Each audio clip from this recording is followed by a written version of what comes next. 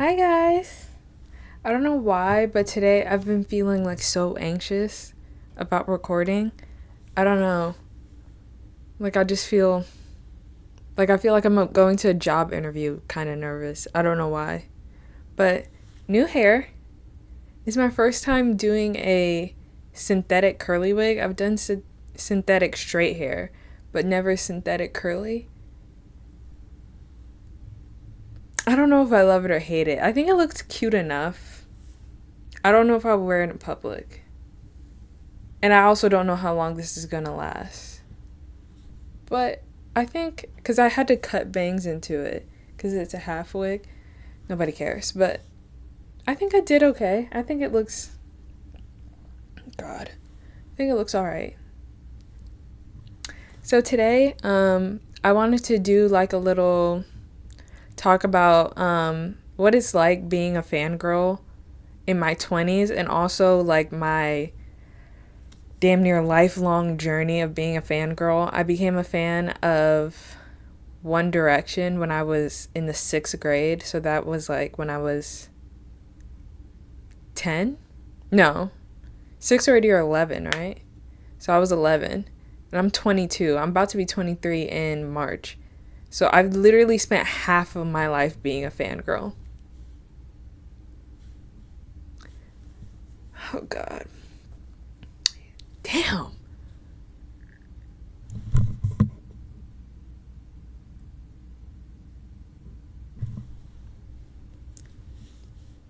And should I grow up maybe a little bit? Anyways, so basically my little like timeline of being a fangirl started in middle school, 6th grade. Very first like full-blown fangirl experience was One Direction. And at that same time, I was also into 5 Seconds of Summer, Natural Progression, obviously, duh. Still love them. But I also was into like all the like internet personalities that were coming up. So O2L, Dolan Twins. That was an era and a dark one. Like, oh, and MagCon. Oh my gosh. I forgot about MagCon. Yeah, but that was like my middle school stage. And I would say that was probably my most intense like fangirl stage, because by the time I got to high school, I didn't really pay attention to any of the internet people. I think by then that was when like the Dolan Twins retired or took a break from YouTube and all that stuff. O2L was long gone. MagCon was long gone. Um, One Direction went on hiatus. I still liked and listened to Five Sauce. I wasn't as strong of a fangirl. I was just at the point where I was like, oh, I listen to their music and I like follow them on Instagram, and that was like pretty much it. But I started becoming a fan of Pretty Much. That was a very short little blip of time. Such a shame that they didn't blow up.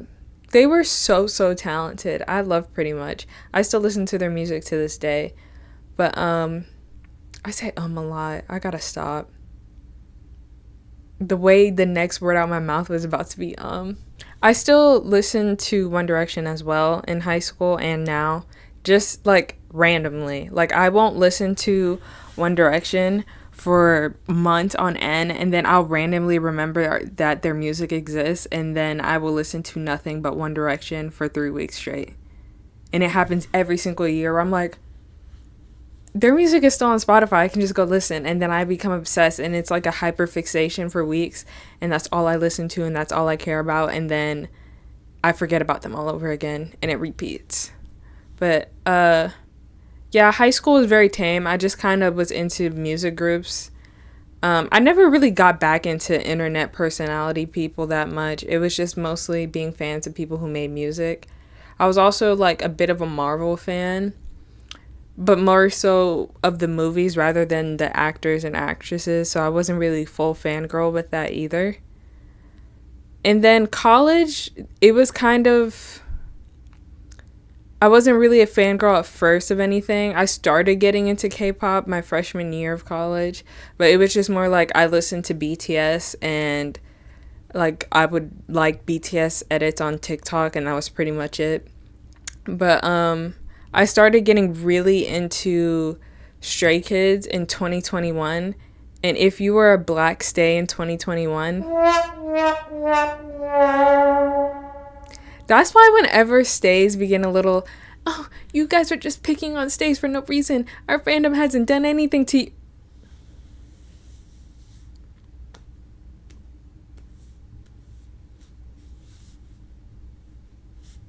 Stays got so racist in 2020 and 2021 that I almost stopped listening to Stray Kids altogether. But that's a discussion for another day. But yeah, in 2021, I started getting into Stray Kids. And then I started getting into... I kind of got into ATEEZ at the same time, but I was just kind of like casually listening to them. And I didn't really start really like standing ATEEZ until they dropped Gorilla. That changed my whole entire life. That comeback was a cultural reset for me. I don't care what nobody says. I watch every single like performance that they had during promotions, every music core, everything. I loved Gorilla. Oh my gosh, take me back. But then after those three groups, after BTS, ATEEZ, and Stray Kids, that's when I just kind of just started listening to anybody and everybody. There's a lot of groups where I like half stan, like TXT. Like, I know them. Like, Subin, that's my boogie. But I don't stan them. Same thing with Twice. Like, I be having biases in groups and not really knowing. I can't even tell you how old my bias is. I half stan a lot of groups. But those were and are, I would say, my big three that I actually like stan in K-pop. So we went from One Direction, MagCon era in middle school, that weird in-between phase where I think it's kind of like, you know, you get a bit older and you're like, oh, being a fangirl is lame. I'm not like those other girls. I had to go through that in high school, so the only group I was really a fan of was Pretty Much, and that was like for like a 2-year period, and then the rest of high school I just wasn't really much of a fangirl. And then in college dove into K-pop, and also I'm not in college anymore, but I guess I'm college age. Last year I got into anime. Love it here. Actually, y'all are racist too, but I love it here. So when it comes to being a young little 11, 12-year-old fan, the one thing I genuinely think is so, like, beautiful, I guess, if we want to be all sentimental, is so just precious about being a little 12-year-old fangirl is how naive you are. And that naivety just makes things so enjoyable. It's like, I genuinely believed every single member of One Direction was a good man. I mean, I thought they were all perfect. I thought they were all like husband material. I was in love. And it's so crazy now being older, and I look back on my 12-year-old self, I'm like, damn, she was dumb. But it's cute. It's like the delusion, the naivety, the rose-tinted glasses of it all is just like, you only get to experience that once. And it was nice to just kind of be completely oblivious to how awful people in the entertainment industry can be, both the entertainers themselves and the people that manage their careers, because we're all seeing what's happening with like Diddy. And so like now as adults, like, oh, okay, I get it. Like, there is some scary, awful people out there. But when I was a kid, I was like, everyone's so nice. Everyone's pretty. Everyone's having fun. I love it. And I miss that. I miss that kind of false reality that I was living in. Because it made everything more enjoyable when you thought, oh, the artists are just all having fun. And you didn't see the dark sides of being in the entertainment industry. And it was also fun to be like delusional, thinking like, no, like genuinely, one day I'm gonna meet Callum Hood. Callum Thomas Hood. He's going to fall in love with me. We're going to get married, have 3 kids, live on a farm, live happily ever after. And I believe that. Like, genuinely, my underdeveloped frontal lobe thought that Callum Thomas Hood was going to be my man. Moment of silence. But that type of delusion is so fun. Because it's like, middle school me had no worries. I wasn't worried about college. Didn't give a fuck about my grades for real. Because it's pretty easy to pass classes in middle school. Especially when you go to school in Georgia. Our education system is trash. You just low-key gotta show up and you can pass. I had nothing to do. I had no obligations. I had no real stresses. The joy, the peace that I had to be able to stay up till 4 a.m. reading fan fiction.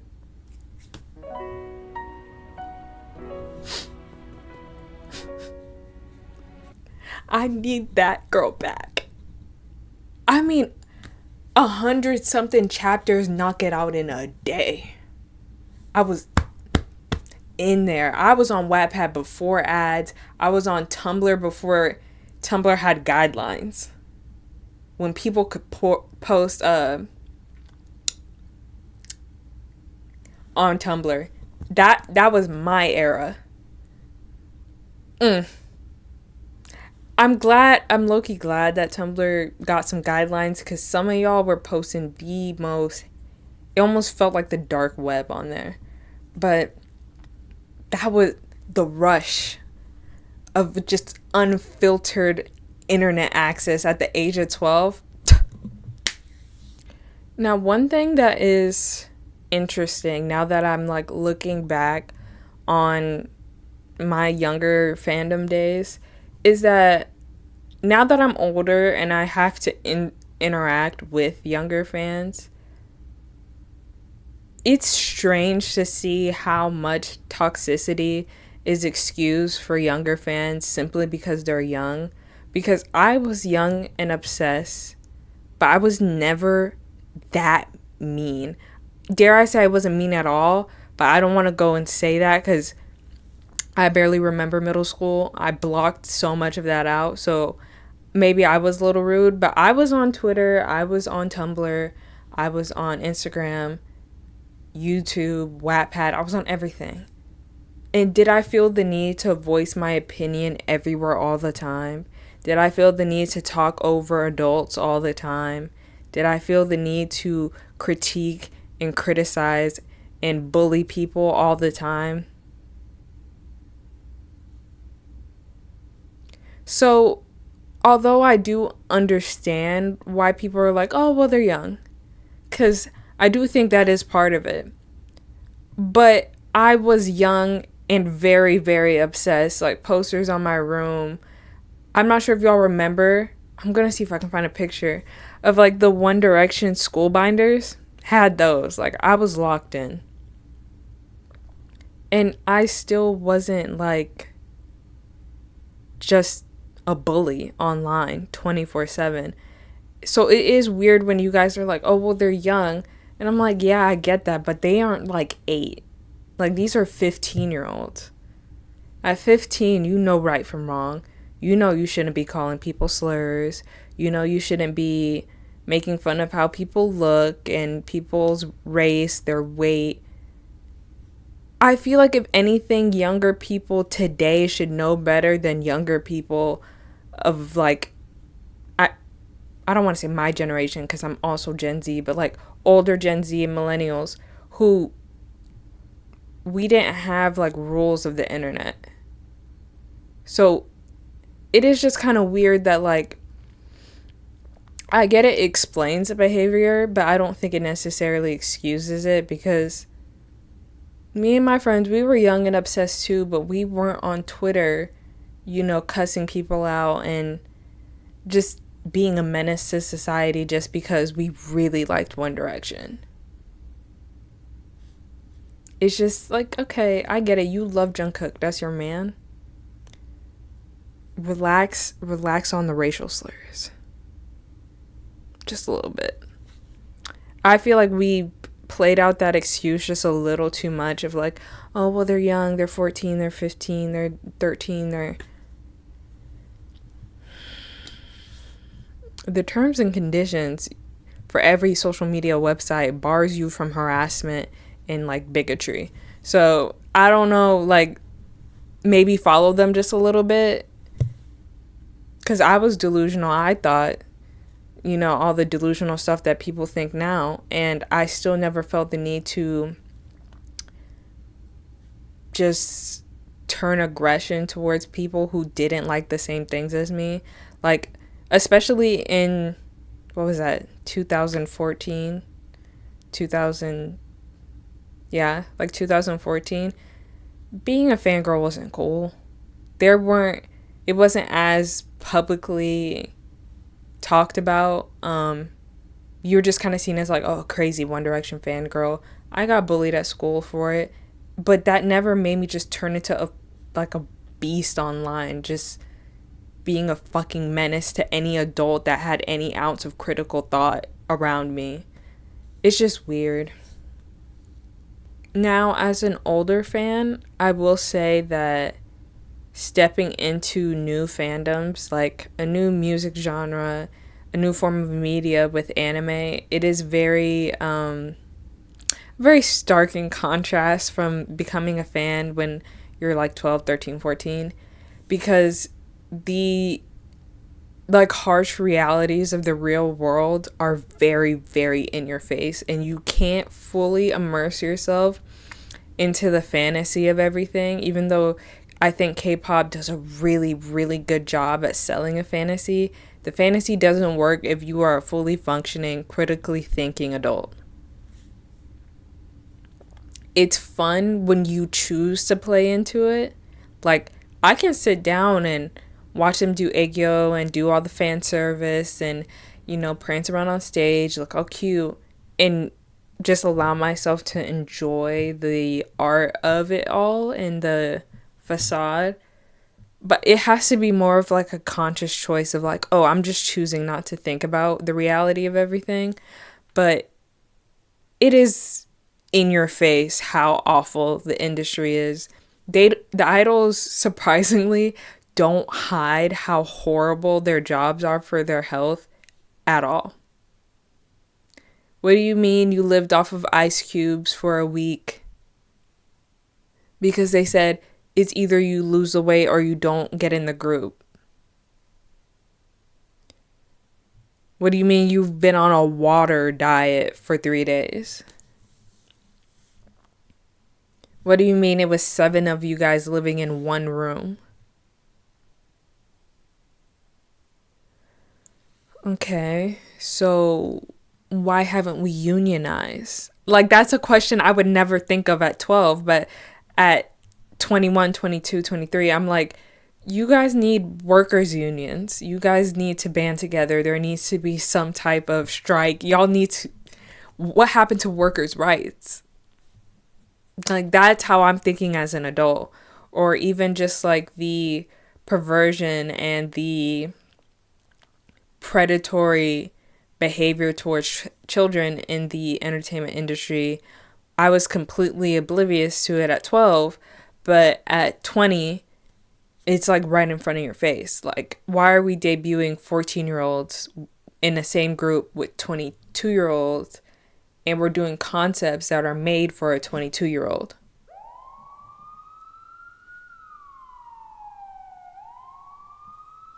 Okay. And also, although I get the appeal of an idol persona, and I think this is why, like, with K-pop, I'm, like, very in and out, where it's just, like, I'll dive into the fantasy when I feel like it, and then I have to come back to reality very quickly afterwards, because the fantasy is almost suffocating. No, that's not the right word. It's almost like a mockery. No, it's kind of just like, when someone's lying and you're just looking at them and in your head you're like, yeah, this bitch is lying right to my fucking face. That's how it feels to me. It's just like, I get it. It's your job to come off as perfect, but the fact that your company is trying to sell this perfect packaged person is very like jarring as someone who thinks. Because it's like, if you just kind of, like I said, like, it is fun to just turn your brain off and just, oh my God, he's so perfect, a perfect man, he does everything right, he says all the right things. But if that's your mindset all the time, you might want to pick up one of these. Like, we got to go outside, we got to talk to real people, we got to think for ourselves, babe. But I think a lot of people, and I've been seeing a shift as I've gotten older, that like the smoke and mirrors are not working to the same degree they are. I think certain things like the Diddy case and R. Kelly and what is it called?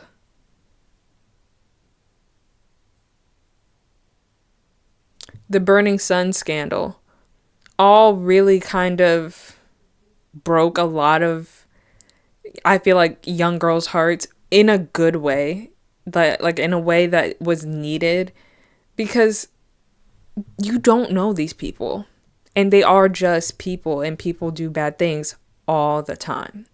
So I have been seeing a shift where it's like there's only a certain amount of delusion you're allowed to go before people are like, what are you talking about?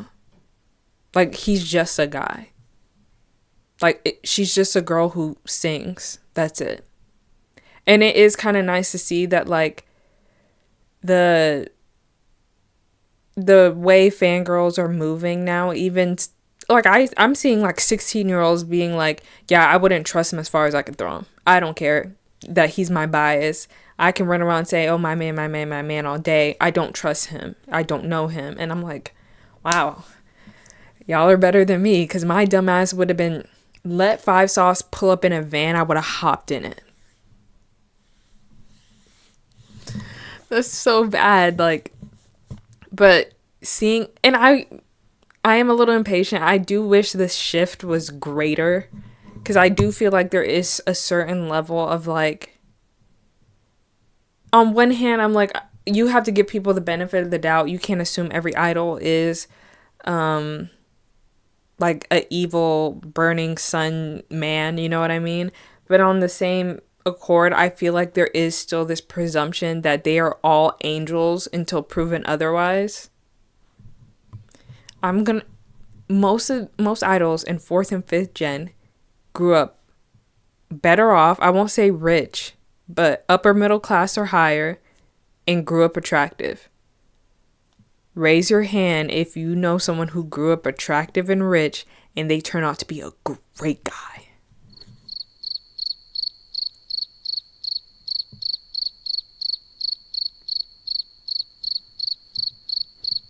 So I do feel like there's still more deconstructing to be done, but it is nice to see that people are not just kind of walking around and be like, oh, they're all so perfect and they're all so great. Like, people know that idols are putting on a performance, which I feel like in one hand is nice, because it's like you can just throw it all away and be like, oh, he's the perfect man and I love him, I love him, I love him. But then, like, when you want to come back into reality, you can be like, yeah, this is all facade and I know it, they know it, we all know it. So it is like a nice little escapism, and I feel like that's how I view being a fan in my 20s, of like, it's just like, whenever the world is too scary and loud, which is all the time, especially now, but I can just kind of look at my, like, pretty little men dance and rap and sing on stage and act like perfect men, and I can just fall into the fantasy of it all, and it's just like, yes. But then inevitably, which I feel like this is the part that kind of sucks about being a fan as an adult, is like, you cannot if you use your brain, you cannot stay in the fantasy for more than like, you literally have 30 minutes before they do or say something and you're like, there it is. Yeah, this is all for a check. Yeah. They say something, you're like,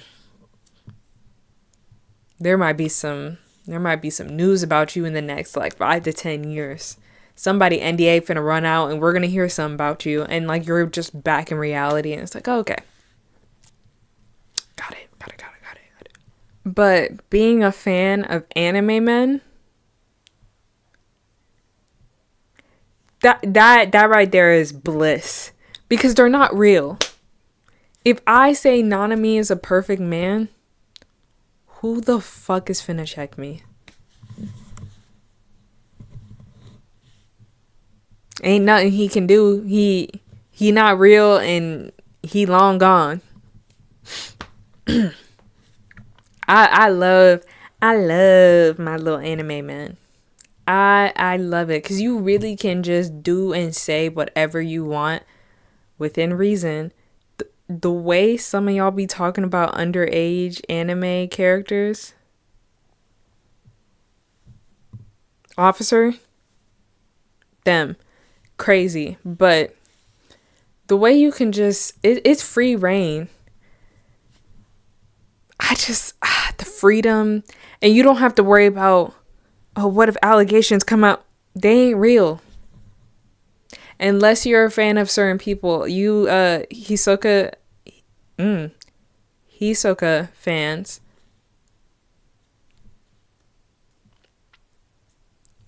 Yeah, he got charges. I don't know why y'all like that man. That man scare me. I do not like him. But yeah, I love how like nothing has to be realistic. You know what I mean?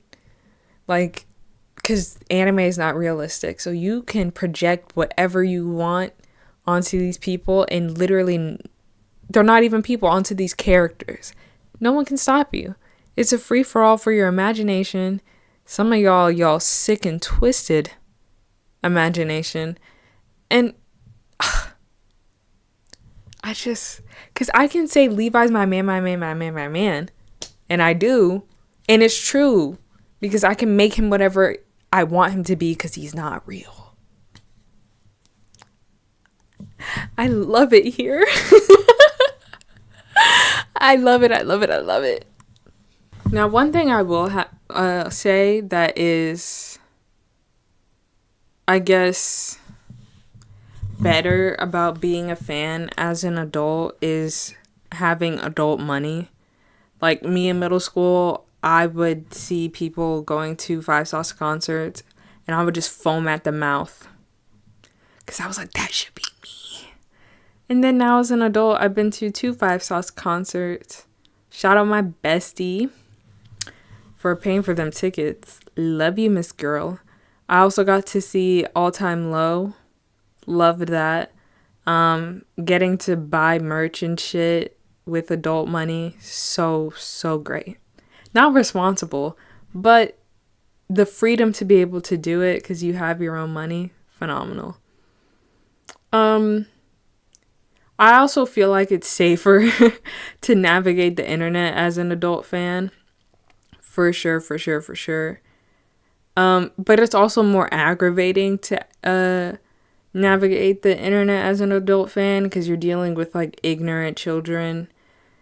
Some ignorant in a like very innocent, like, oh, they just don't know what's going on way. And some in a like, I might actually be a child's ass way.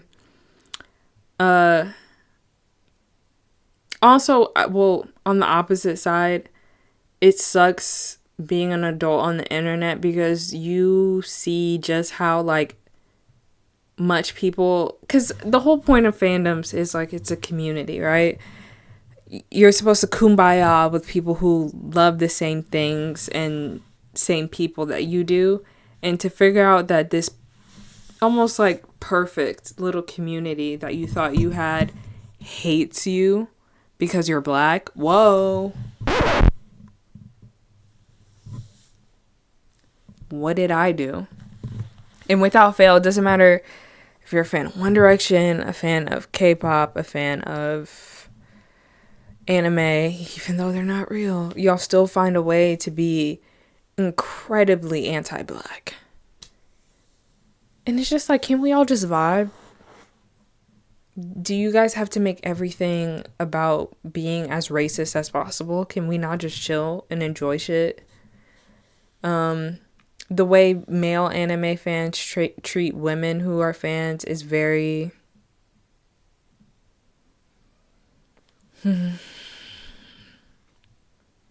it's just so... It's so exhausting just trying to find community online as an adult, because you have more parameters of what you consider acceptable behavior, and you are more aware of bigotry. I feel like a lot of it just kind of went right over my head as a kid, but like as an adult, I'm like, oh, that was misogynistic, and you thought that was funny. Okay. So that sucks, but if I had to choose if I enjoy being a fan more as an adult or as a kid, am I gonna say as a kid? I think I am. There's something about just how liberating, youthful, energetic, how it was just true fun. And I feel like it doesn't feel that way anymore. It feels more just like as a distraction or an escape, which is nice too, but the dopamine I got from being a fan in middle school was just peak, and I'll never get that back.